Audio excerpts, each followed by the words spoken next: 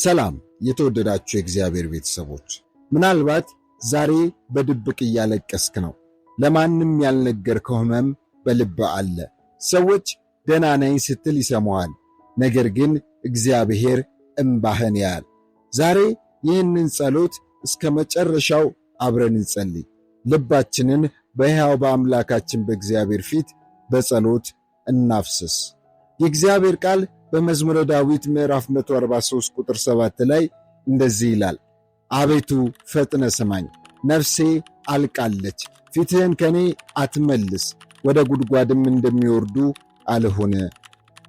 አንዳንድ ሕመሞች በዓይን ይታያሉ፣ አንዳንዶቹ ግን በልብ ውስጥ ተደብቀው ይኖራሉ። ምናልባት የሰው ቃል ጎድቶሃል፣ ወይም የዘገየ ተስፋ ልብህን አድክሞታል። ነገር ግን እግዚአብሔር የሚያየው የሰውን ፊት ብቻ አይደለም፣ የልብህንም ስቃይና ስብራት ያውቃል። ዛሬ ወደ እርሱ በእምነት እንቅረብ። ሰላሙ እንዲበዛልን፣ መንፈሱ እንዲያጽናናን አብረን እንጸልይ። አባታችንና አምላካችን እግዚአብሔር ሆይ፣ በዚህ ሰዓት በትሕትና ወደ አንተ እንመጣለን። አንተ የሚያለቅሰውን የምታጽናና፣ የተሰበረውን ልብ የምትፈውስ አምላክ ነህ። ዛሬ በሕመም ያሉትን ሁሉ በፊትህ እናቀርባለን። በአካል የታመሙትን ፈውስ፣ በልባቸው የቆሰሉትን አጽናና፣ በፍርሃት የሚኖሩትን በሰላምህ ሙላቸው። ተስፋ የቆረጡትን እንደገና በተስፋ አቁማቸው። እግዚአብሔር ሆይ፣ ዛሬ ከአንተ የሚመጣው ሰላም በልባችን ይግዛ። የተሰበረውን ልብ የምትፈውስ አምላክ እንደሆንክ እናውቃለን፣ ደግሞም እናምናለን።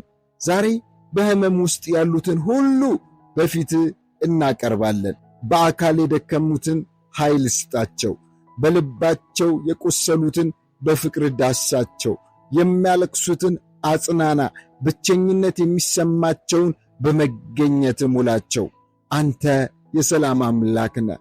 ከማንኛውም ፍርሃት የሚበልጥ ሰላምህን በልባችን አኑር። የነገን ጭንቀት በአንተ እጅ እናስቀምጣለን፣ የትናንቱንም ቁስል ለአንተ እንሰጣለን። ዛሬ ደግሞ በአንተ ጸጋ አዲስ ተስፋን እንቀበላለን። አባት ሆይ፣ የሚያክሙ ቃላትን እንድንናገር እርዳን። ለሰዎች ጸጋንና መታነጽን የሚያመጡ ቃላቶችን እንድንናገር አቤቱ እርዳን። ይቅር ለማለት ጸጋን ስጠን። የሚያስጨንቀንን ሁሉ በእግር ስር እናኖራለን። እግዚአብሔር ሆይ እርዳን፣ ጸጋንም አብዛልን። በጌታችን በኢየሱስ ክርስቶስ ስም ጸለይን። ዛሬ በእምነት እናውጃለን። እግዚአብሔር ከእኛ ጋር ነው። ተስፋችን በእርሱ ነው። ሰላሙ ልባችንን ይሞላል። ፍቅሩ በየቀኑ ያበረታናል። በእርሱ ጸጋ ዛሬን እናልፋለን። እርሱ መንገዳችንን ይመራል፣ ተስፋችንንም ያድሳል። አሜን። ዛሬ ይህን ጸሎት ከልብ ከጸለይክ በእግዚአብሔር ፊት ብቻህን እንዳልሆንክ አስታውስ። እርሱ የሚያየው እምባህን ነው፣ የሚሰማውም ጸሎትህን ነው። ዛሬ ሰላሙ በልብ ይኑር፣ ኃይሉ ያበርታ፣ ፍቅሩም በሕይወትህ ይብዛ። እግዚአብሔር ይባርክ። በጌታችን በኢየሱስ ክርስቶስ ስም። በዚህ ጸሎት ከተጠቀማችሁ ለሌሎች እንዲደርስ ላይክና ሼር ማድረግ አትርሱ።